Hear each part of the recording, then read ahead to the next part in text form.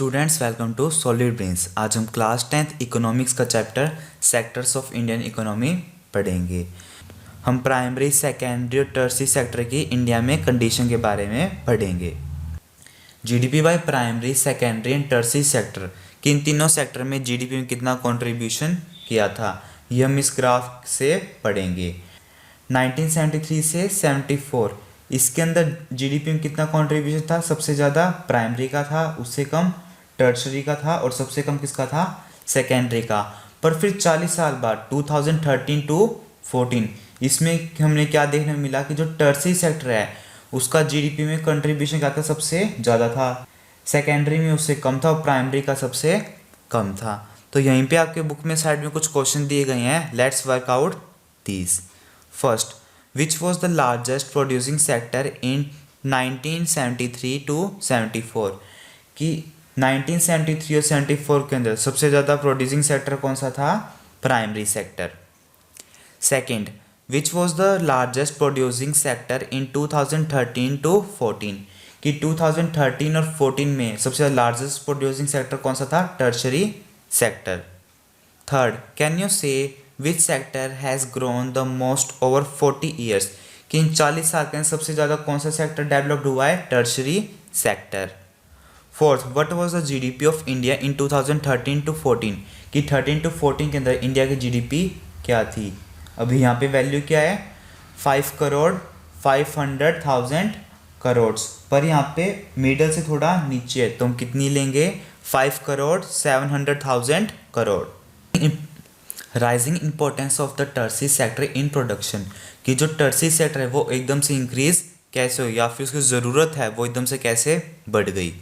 First, this sector includes basic services like hospitals, schools, transportation, electricity, police, army etcetera which is provided by the government, कि tertiary sector में क्या आता है? Basic services आती है जो कि हमें गवर्नमेंट प्रोवाइड करवाती है।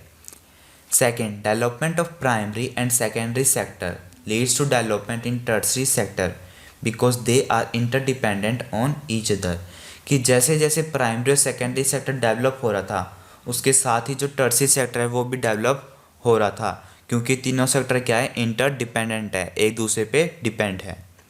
Third, rise of income level increases the demand of more services like tourism, shopping, private schools, private hospital etcetera, कि जैसे जैसे लोगों की इनकम बढ़ रही थी तो उनको और सर्विस की डिमांड उनकी बढ़ने लगी। जैसे टूरिज्म, कई लोग घूमने जाते हैं, शॉपिंग और जो प्राइवेट चीज़ें थी उनकी भी डिमांड बढ़ गई थी।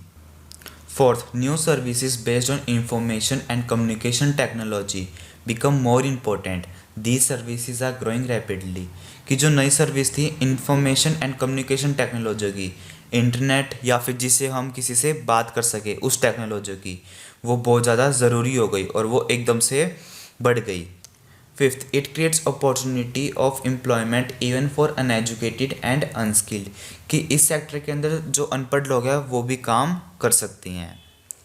Where the most of the people employed, कि ज़्यादातर लोग कहाँ काम करते हैं? अभी हम सबसे पहले हम ग्राफ 2 पढ़ेंगे। Share of sector in GDP, कि कौन से सेक्टर कितना परसेंटेज जीडीपी के अंदर कंट्रीब्यूट करता है। 1973 टू 74 इसमें 50% टर्सरी सेक्टर कंट्रीब्यूट कर रहा है, 10% सेकेंडरी सेक्टर और 40% प्राइमरी सेक्टर। और 40 साल बाद हमने क्या देखा कि जो प्राइमरी सेक्टर है वो सिर्फ 10% जीडीपी कंट्रीब्यूट कर रहा है, सेकेंडरी 20% और जो टर्सरी सेक्टर है वो 70% जीडीपी में कंट्रीब्यूट कर रहा है। Graph 3, share of sectors in employment, कि कौन से सेक्टर के अंदर कितने लोग वर्क करते हैं। 1977 टू 78 सबसे ज़्यादा लोग कहाँ वर्क कर रहे हैं? प्राइमरी सेक्टर के अंदर 71%, और सेकेंडरी सेक्टर में कितने कर रहे हैं? 11% और टर्शरी में 18%। और 2017 टू 18 इसमें प्राइमरी सेक्टर के अंदर 44% लोग वर्क कर रहे हैं, 25% सेकेंडरी में और 31% टर्शरी में। अभी अगर हम इन दोनों ग्राफ को कंपेयर करें तो हम क्या देख सकते हैं कि 1977 टू 78 के अंदर सबसे ज़्यादा लोग कहाँ वर्क कर रहे हैं? प्राइमरी सेक्टर के अंदर, पर उस टाइम पे जो उसका जीडीपी कंट्रीब्यूशन था वो अच्छा था, ना ही ज़्यादा था ना ही कम था। पर अभी जो प्राइमरी सेक्टर है उसके अंदर लोग सबसे ज़्यादा वर्क करते हैं, पर वो जीडीपी में बहुत कम कंट्रीब्यूट करता है। ऐसा क्यों? इसका रीज़न क्या है? इसका रीज़न क्या है? Disguised unemployment. डिस्गाइज्ड एम्प्लॉयमेंट होता क्या है? It is a situation in which more people are working than required and all of them are working less than their potential.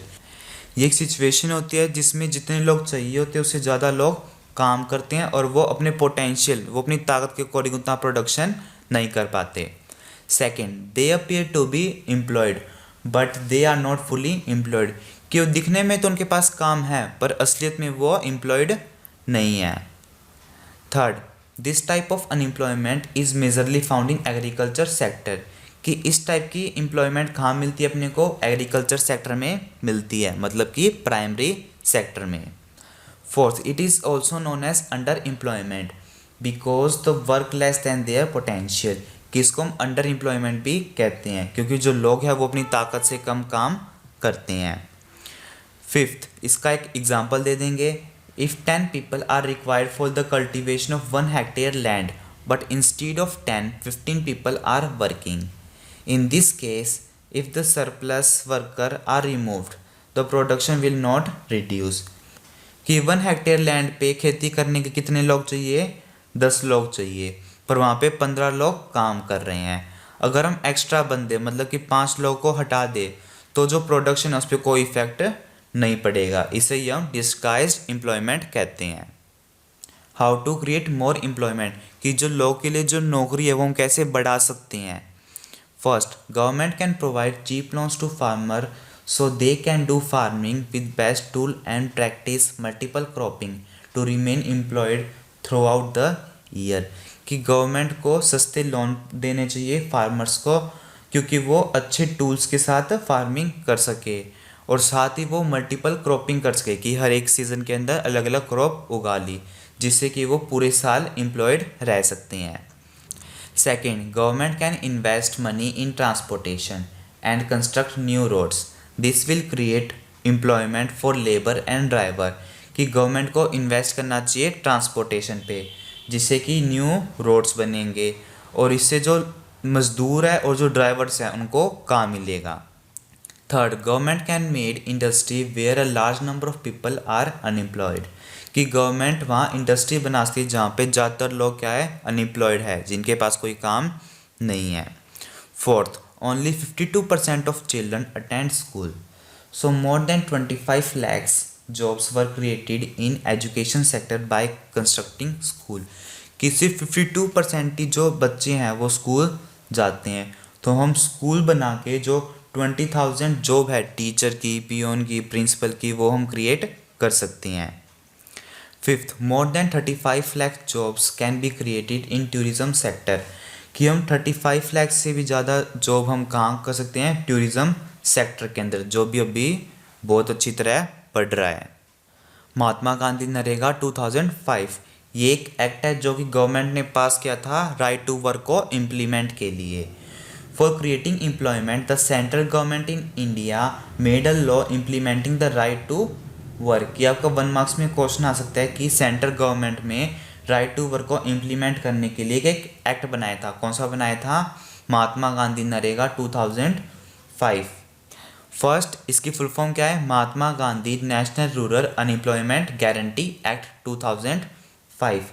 ये कब आया था? 2005 में ये एक्ट फॉर्म हुआ था।